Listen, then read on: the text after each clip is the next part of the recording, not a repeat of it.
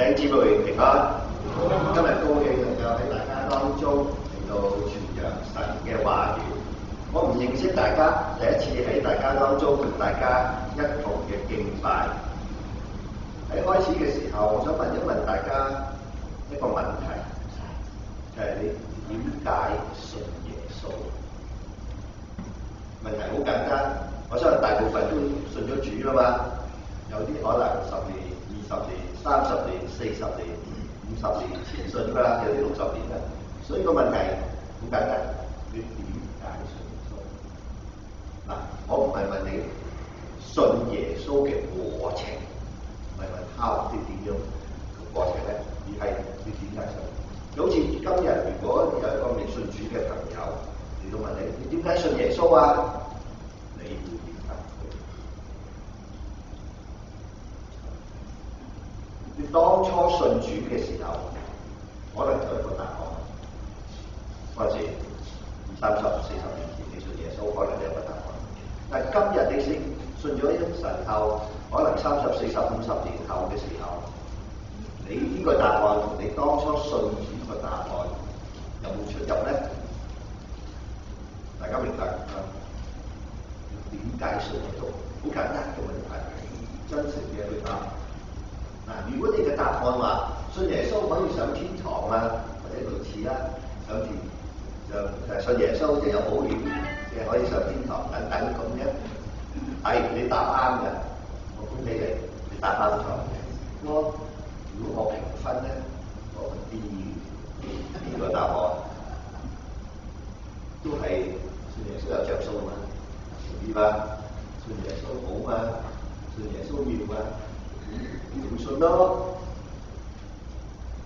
如果你嘅答案係話我係個罪人，需要耶穌拯救我，咁我至服神可以恢復翻個關係，啱唔啱啊？呢個答案都啱嘅。呢個答案好唔好啊？好嘅正話講啊。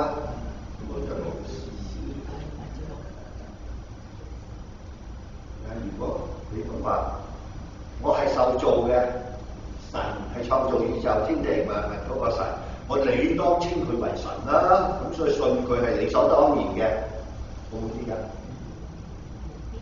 呢個答案攞個咩？攞個 B 啦嚇。咁個 A 答案係乜嘢啊？主愛我。啊？主耶穌愛我。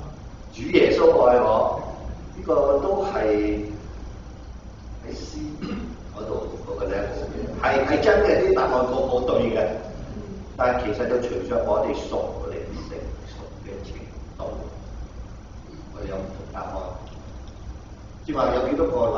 我當初信主嘅時候係呢個答案，但係今日我信咗主10年、20年、30年，係另外一個答案。有講到幾多個係咁啊？兩個答案，呢啲答案就代表到你嘅成長。如果你係信主2、3年嗰啲我懷疑啦，你都係嗰個答案嘅啫。但係如果你信咗主超過10年嘅時候，應該個答案升級版嘅啦，有啲由 B、C、D 去到 A 係咩啊？今日咧我哋睇段經文咧，其實俾一個 A 嘅答案我哋，特別喺第4同第5節嗰度，喺彼得前書第4同第5節嗰度我講再打翻第4同第5節出嚟。好，唔該你。一陣我一邊講道嘅時候，我講道有 power 有 point，不過我冇 PowerPoint，全部係英文嚟嘅啫。所以你哋如果話講道要有 PowerPoint咧，我分開兩邊講，我有 PowerPoint。睇經文第4、第5節點講啊？主乃活石，固然是被人所棄的，卻是被神所揀選的，所寶貴的。你們來到主面前，也像活石，被建造成靈宮，作聖潔嘅祭司，藉着耶穌基督奉神所藉着耶穌基督奉獻神所悅納的靈祭。呢度講到咩啊？個 A 答案係乜嘢？佢話原來神揀咗我同你，有工作叫我哋去做。呢個係 A 嘅答案。就話當我揾到神俾我喺世上傳達嘅目的要做嘅工作，我人生就有意義。點解我信耶穌？因為離開咗神俾我交託俾我喺世上嘅工作，呢個唔係單單講傳道人，係話教會啲領袖，係我哋當中每一位啊，都係已經蒙咗神恩典。神話我哋係活石啊，係整個靈宮嘅一部分啊，整間教會大家知道嗰個建築物啦，但係聚埋一齊奉主名聚集喺一起，我哋係教會嘅時候，呢個靈宮嘅時候，我哋係其中一份子一個活石。神有工作俾我哋，神點解拯救我啊？神呢個問題已經唔係話我點解要信耶穌，但係個問題係轉咗去神嘅觀點係神點解係拯救我同你嘅？原來佢有工作要我哋做。如果我哋唔知道呢個工作，唔知道呢個使命嘅話，我哋人生會太過得有意義。朝九晚只係為將 paycheck 嚟做，我哋要睇到朝九晚，要睇到我哋每一個嘅工作。今日我哋神將我哋擺埋喺一間教會，喺一個靈宮嘅當中，神俾我哋嘅使命。大家睇唔睇到呢一句兩節嘅經文，就話咗俾我哋聽，原來神將我哋擺埋一齊。唔係單單淨係我一個人，但係我哋聚集埋一齊，神將我哋建立喺一齊。今日同大家主要咧就係睇呢兩節嘅經文。喺呢兩節嘅經文嘅當中咧，我哋會睇到就係話點解信耶穌嘅神點解拯救我？我唔想話廢文。但係我哋確實係罪人，係火中抽出嘅一柴，但係神卻將我哋擺埋一齊，彼此配搭喺一起，以至一間教會整體嚟到去事主。呢度有一個觀念咧，好特別。今日其實邊講到咧講完嘅時候咧，我希望大家有兩個比較。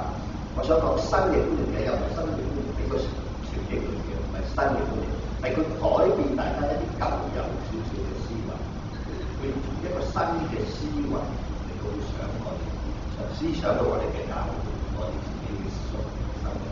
呢兩個新嘅思維咧，從個人嘅成長到到佢建造靈宮，係整體嘅呢個都係一個人嘅，係一嚿一嚿石頭先可以做到一間屋。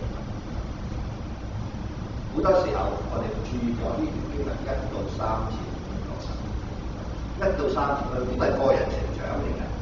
佢話我哋信咗主咧，因為第一章嗰度我哋信咗主成為神嘅兒女咧，我哋信咗主後咧，1到3節，我哋信咗主後咧，好自然話乜嘢係對，乜嘢係錯，咁就錯嗰啲我哋唔做啦，做對嗰啲咧，總之我哋。一切嘅惡毒一份你唔記除去，即係話呢個已經係我哋信主後接受咗神嘅尺碼，神亦都洗住成咗我哋做一個人成長嘅，好自然。我哋既然係咁咧，只要我哋常常親近神、讀經親近神、愛慕純正嘅靈奶，呢個就愛慕係我哋嘅責任。愛慕神嘅話，我哋個人成長啦，成長到一個地步，從神嘅話語當中有一個咩經歷啊？3節嗰個常過主恩嘅知識，即係話由一個屬靈嘅境況，我哋信咗主成為神嘅兒女，已經除去一切嘅惡，地位上神除去啦，但係我哋實際行為都會話咩呢啲唔啱嘅神經嘅，我哋要除去。喺個光景當中，我哋不斷睇神嘅話語，係咪我哋會成長？成長到一個地步，我哋經歷神嘅恩典，上個主恩嘅知識。嗱，呢個係個人嘅成長，但係一轉去第4同第5節嘅時候咧，就係整間教會嘅成長。既然你都認定我哋嘅主係一嚿活石嘅時候，你都係好似一嚿活石咁樣擺喺度，一嚿建造一個靈宮。呢個靈宮係做乜嘢咧？當然跟住嘅經文嚟講，今日我好大意思，你喺呢度已經提咗啦，係作聖潔嘅正祭司，係藉著耶穌基督嘅奉獻咧，係神所悅納嘅靈祭。咁跟住就係喺第9節嗰度係我哋教會或者我哋一班人喺埋一齊嘅時候，心去建造呢個靈宮，就係喺教會或者喺世界當中一個祭司嘅地方。都話今日點解信耶穌啊？係我觀點嘅係睇到神嘅心意，神嘅心意嘅神點解拯救我哋？點解拯救我哋？點解拯救我哋？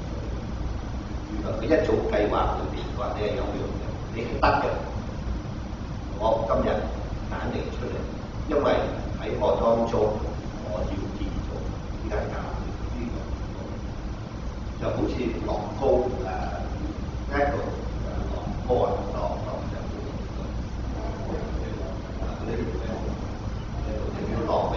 啊，嗰啲積木啊，砌嗰啲積木啊，呢度砌嗰啲積木啊，咁砌嘅時候，其實神就話，好似佢呢度公司話，我要而家啲呢度好先進㗎啦，佢話要做個Titanic 嗰隻船，有啲好貴嘅，佢話同我哋細個中意砌乜，而家已經有。我要做隻 Titanic 嘅船，鐵達尼號嘅船。於是佢就喺佢嗰堆嗰啲積木裏邊揀完砌埋一盒，咁就賣俾你啦。佢呢個咧咁所以每一粒嗰啲積木啊都有佢用途。咁神係咁樣拯救啊？點解拯救你同我？你有你嘅特色，你有你嘅用途，拯救咗你嚟到教會嘅當中，佢有佢嘅目的，就話喺呢隻船係聽你咁講啦，呢啲即係就係有佢嘅目的。你喺呢間教會而家唔係淨係坐喺度聽到嘅，有目的嘅，有原因嘅。有陣時你有冇呢個唔係個個砌啊？但係而家傢俬大家砌過嘛？IKEA嗰啲傢俬啊。你砌下砌完，搞掂睇，咦，多緊幾件喺度，咁你驚啦？你明我意思啊？咁你自己冇睇說明書下，識砌㗎嘛？眼見就手都砌，佢唔會俾多幾口螺絲嚟嘅，佢唔會俾多啲幾個即係嗰啲木頭嚟嘅。咁你知道呢個書架好，呢個櫃好，梗係有啲嘢你係砌錯咗嘅。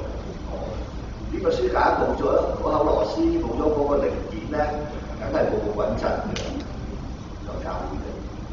所以如果定期你以依家教會為屬靈嘅家，坐咗喺度嘅時候，你係攞個錢，好鄙視自己嘅。你就係嗰件零件啊！教會冇咗你喺零件嗰邊嘅參與咧，呢間教會冇穩陣，好考驗要真。錯下一直覺得一定要你喺度撞見起嚟，你係個好細，係被建造。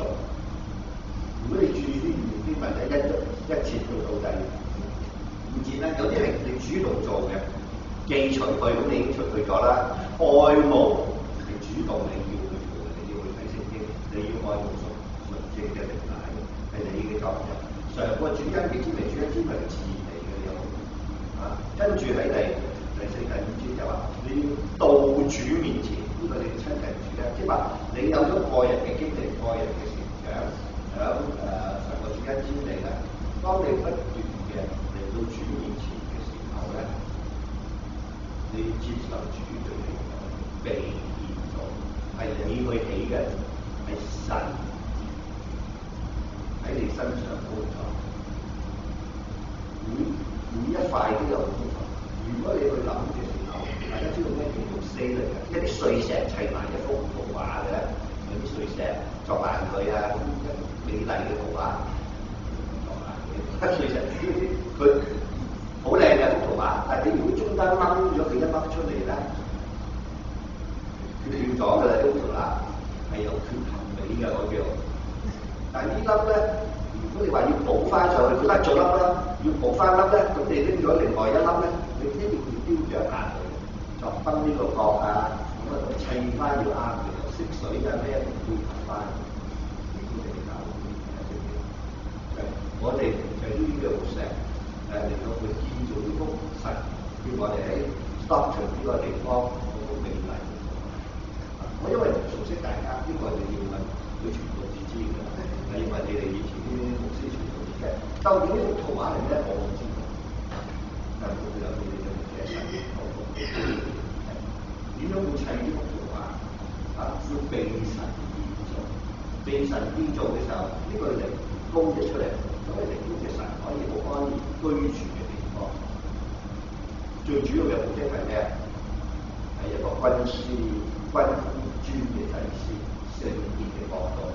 舊約呢啲名詞係舊約嘅名詞，好明嘅就話帶人去到神面前。我哋又直接傳間教會直接嚟到主嘅面前。所以第一個要新嘅觀念係可以係個人嘅成長，但係重新建造靈宮。第二個要去佢嘅觀念，唔係單單我嘅觀念點解我要得救，我有咩着數，我要救恩我從神嘅觀點嚟睇，神點解拯救咗你？神拯救你嘅目的係乜嘢？我就係話你廢物利用嘅先要抵大家廢物，嗰啲唔係廢物啊！神如果你留心去睇呢段經文咧，佢用好特別嘅字眼嚟形容我哋嘅被解選嘅係寶貴，係被解選寶貴。有呢啲字眼出現，要我哋都冇成日寶貴嘅被解選，但係喺聖經裏邊講有被解選嘅寶貴都係我哋所說。所以唔好睇小自己，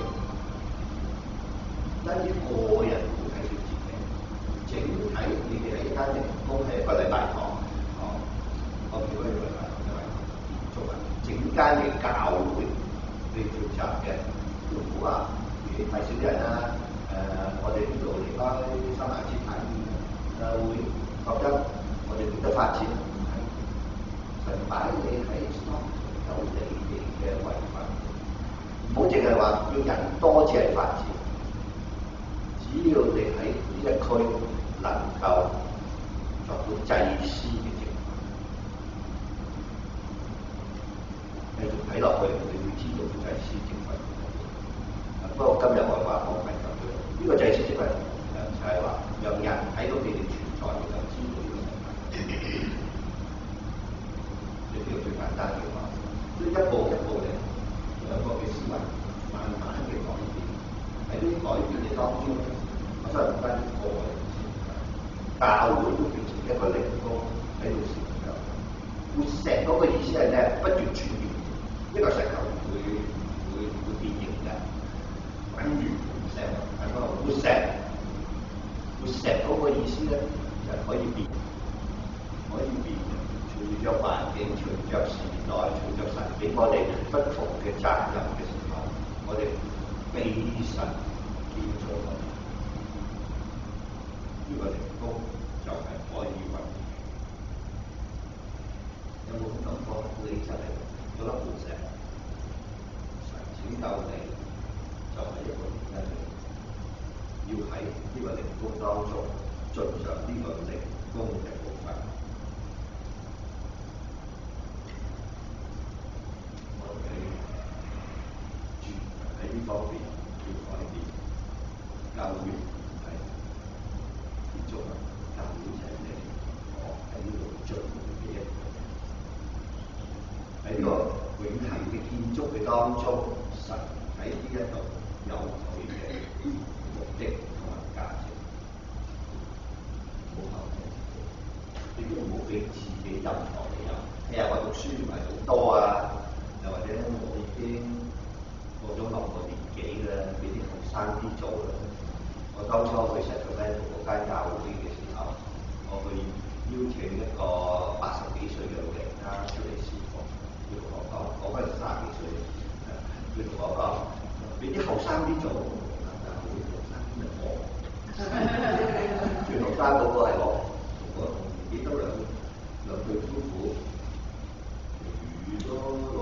我就問嗰個老人家80幾歲，咁唔知後生啲出嚟做邊個？哦，佢話Sam 咯，Sam 啱啱退休喎，叫佢後生。咁我諗下都係喎，佢50幾歲，呢個30幾歲，咁你話佢後生咯？佢而家80幾歲，呢個60幾歲啦。神容許我哋睇住。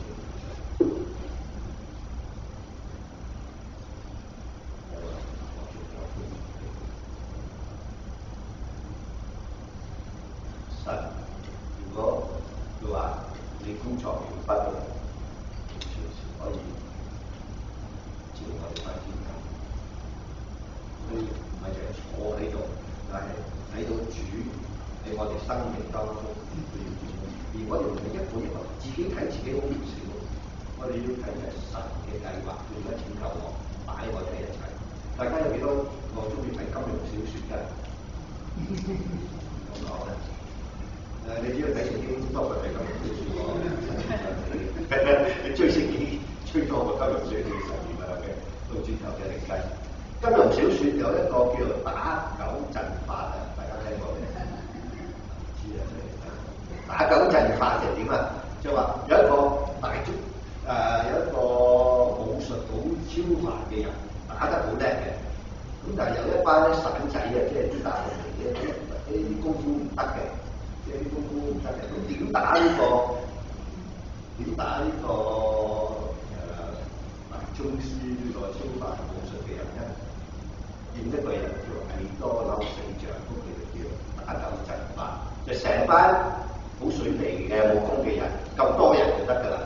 佢哋每個人咧，佢話嗱，你專攻佢左手嘅，你專攻佢右手嘅，你專打佢左邊嗰啲頭髮嘅，你專打佢右邊嘅頭髮嘅，咁啊成班人幾十人，每人嘅對準佢打幾多，咁就打贏嗰個大師傅㗎啦。你打幾多，就係你係對準嗰度打嘅啫。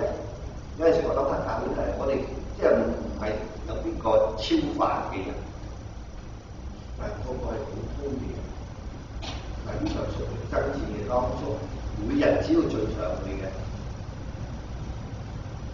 就有結果嘅。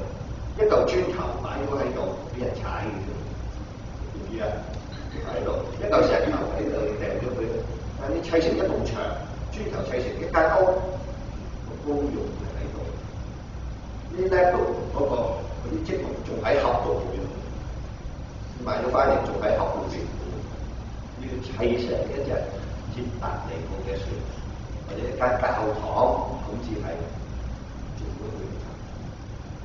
所以神擺我同你喺度，係神係要建造成靈宮，為要咧就整間教會一齊，整個團體一齊，我哋能夠係以一個祭司身份。記得有陣時我哋有個錯誤嘅觀念。以我全講錯，其實你自己一個人係祭司。有陣時特別係浸信會，好多時以為我哋每個信徒都係祭司，全間教會都係祭司。如果你留心英文讀經講 priesthood of deliverance， plural deliverance， 即係所有嘅信徒組織埋成間教會係一個祭司嘅角度。係我個人好似咁樣做，我就祭司。係我哋因為耶穌基督，我哋就直接喺功能上可以直接同神聯絡，呢個係事實。但係個使命，佢唔係將呢個使命俾到我哋，個使命要大家會聯合埋一齊，我哋要做到祭司嗰個職位。大家聽到跟住啦。所以我哋分析呢啲好清楚，其實呢個就係話，真係祭司嗰個職位，真係能夠彰顯到呢個功能嘅，唔係一個人整間教會，一個嘅國，一個嘅祭司咪 Christ 一個嘅祭司。咁所以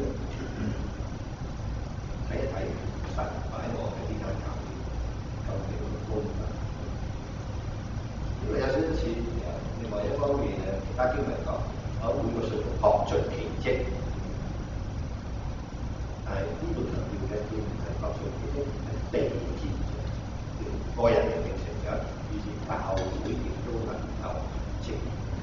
正常、正當、有功能地運作嘅社區嘅當中。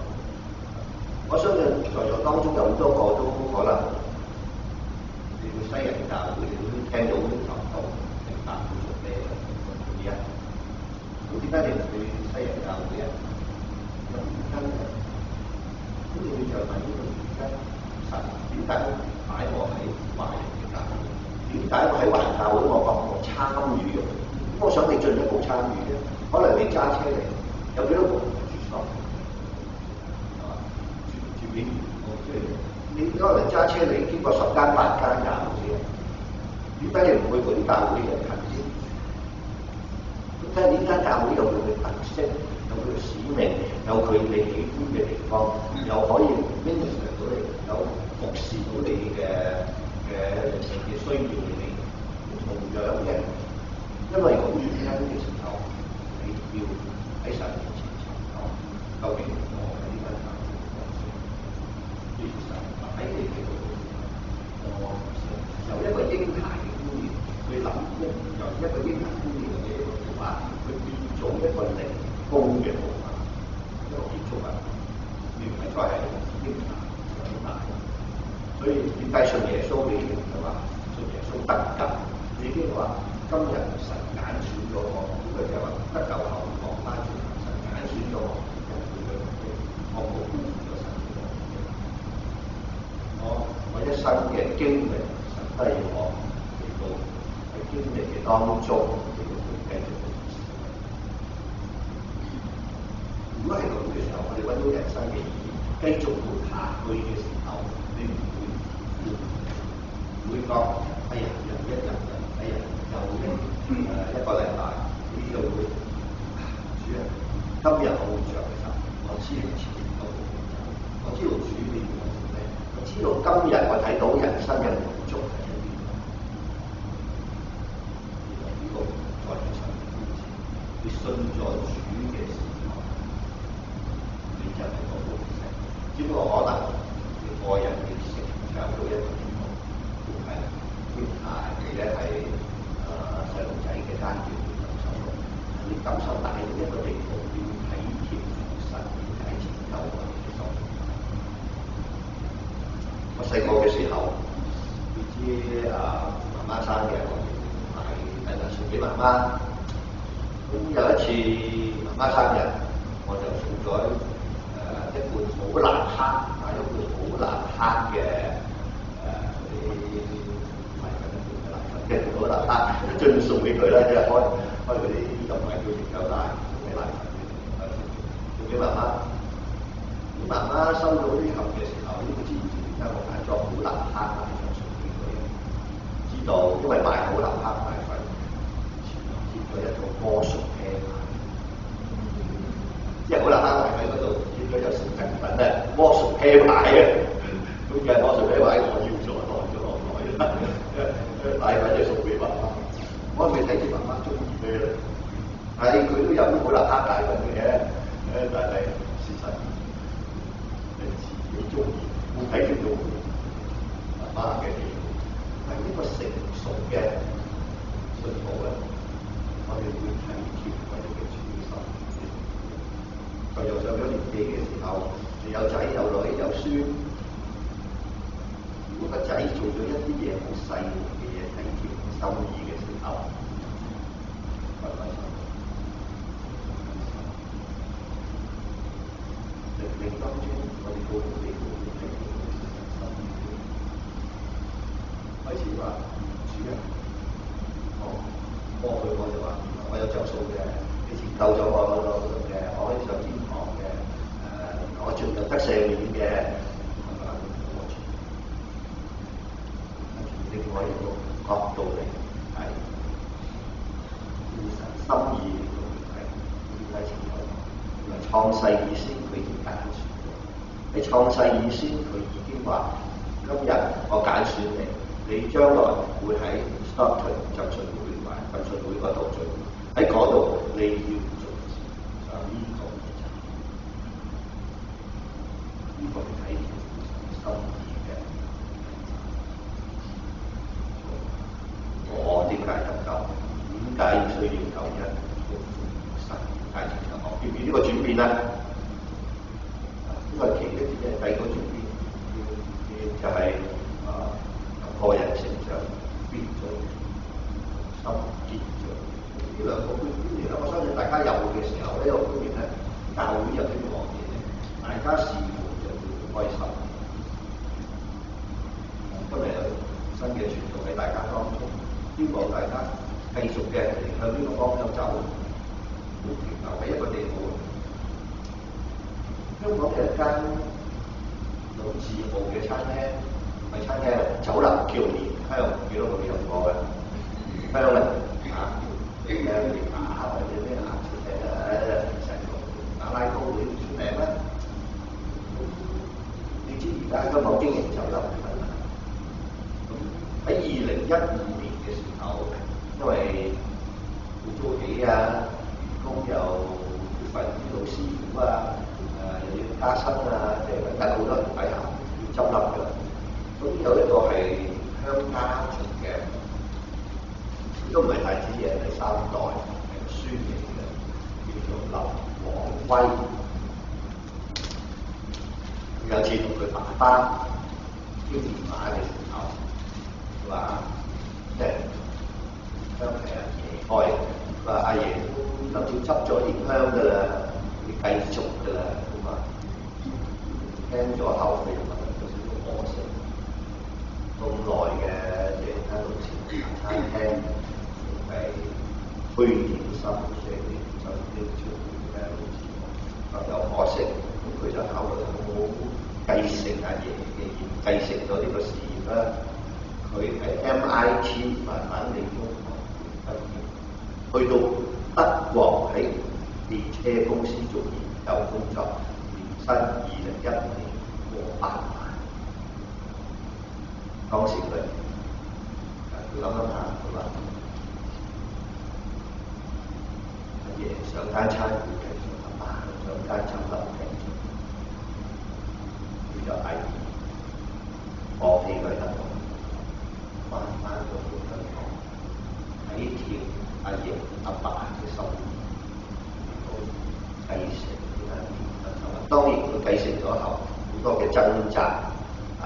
最難解釋嘅就叫所有人同埋佢辭工嘅老闆講：你而家辭工做乜嘢啊？翻香港去酒樓幾大啊酒樓？就問嗰啲人話對所有嘅同事佢好尷尬，佢話翻香港做嘅時候遇到亦都有其他嘅困難。佢話第一即係唔夠員工咁啊，入到廚房都自己想學咧，唔識㗎嘛，佢幫手。佢話初初入到去咁佢係 CEO 嘛，係酒樓 CEO 嘛，做咗佢就着晒西裝筆挺走入廚房，咁叫啲師傅點做啊？應該要幾多分鐘啊？焗呢啲乜乜包咁啊？老師話：太子，你行開啲啦！我打一世人工啊，都賠俾呢套老西啊！整租咗你唔好意思啊，出翻去啦！嗰啲老師傅同佢咁講，佢話真係唔好受，即係乜都唔識。但係後來佢做下咧，上咗手咧，話追佢喺度講，佢話開始睇到咧，佢主要嘅點解接受嘅睇到呢啲係叫做非咩文化啊，非物質文化嘅中國人飲茶嗰個觀念啊，佢繼承呢個承受阿爺嗰個心願，睇住話寫嘅，佢話而家睇到開始，因為佢去做比較新潮少少啦，有啲後生仔就做呢個茶，嗱啲可能繼承到呢個風氣，即係嚟到太茶，咁樣底下開始做翻嘢，咁當然佢而家改咗做香茶室，轉咗幾次手㗎啦，如果大家知道，但係佢亦都睇到好多嘅人情味，佢話睇到有啲阿婆80歲同佢講，咁朝嚟㗎啦，而家睇到繼續我有得咁飲茶，即係每朝早坐喺度，佢都飲即係有幾粒鐘嘅嗰啲，呢度嗰啲老人家，呢個林國威就話：我睇到成功係好精準嘅，我喺實驗室裏邊，佢好科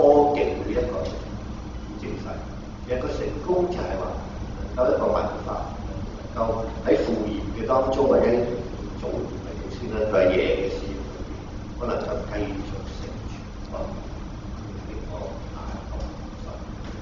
嗰時候我哋越體貼我哋父神嘅心意嘅時候，睇唔睇到父神喺我哋教會喺我哋自己生命中？我講咗能講開呢個故事，你嘅故事係點樣？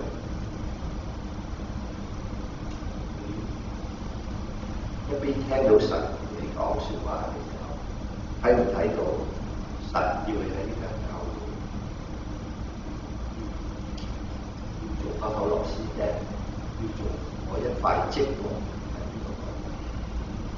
不過可惜我唔能夠話俾你聽，我相信佢傳道或者其他教會嘅喺呢度一段日子嘅好前輩或者領袖。喺呢啲情景嘅當中，我哋一個人做，一嚿磚頭，一嚿磚頭搭埋一齊，就一埲牆就有牆嘅作用，一間建築物一個靈工就有靈工。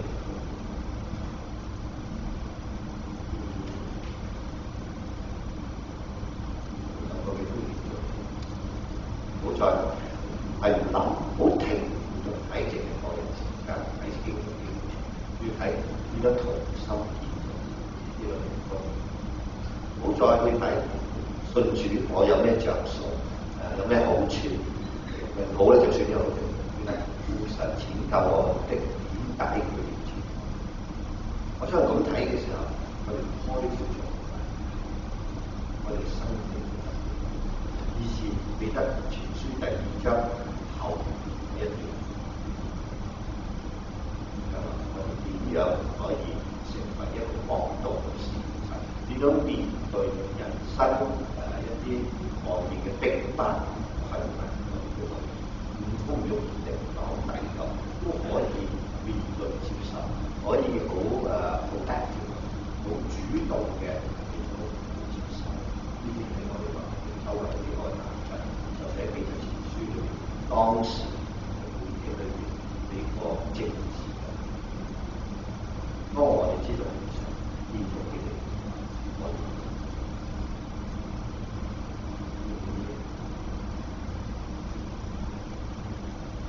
教會係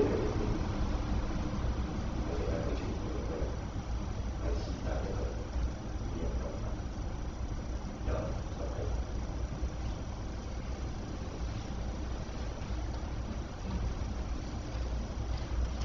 天父，多謝你，你嘅兒子拯救咗我哋。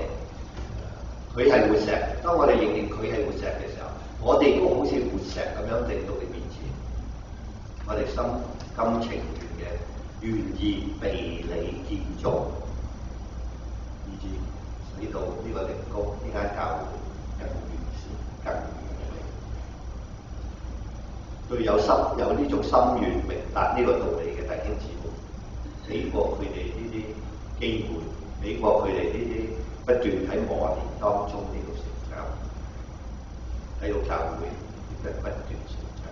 但係對有一啲可能仲對呢個道理未完全明白，或者未能夠擺低並建造呢個觀念嘅時候，求你都喺一個禮拜呢個月嘅當中，你嘅靈感動佢，讓佢清楚理解明白呢個道理，以至佢都願進一步嘅投入。如果當中有未信主嘅，可能佢哋要經歷到真係從主嘅當中領受到主嘅恩惠，佢就可以就第一步除去佢哋自己嘅好處，接受耶穌基督呢個救贖呢個絕對嘅標準。我哋每個人喺光景嘅當中，主就按照我哋嘅光景嚟到繼續嘅建立。多謝你，讓我哋喺生活嘅地方能夠用自己嘅語言嚟到同心敬拜，就讓我哋都一同嘅建造呢個靈宮，以致主你嘅榮耀。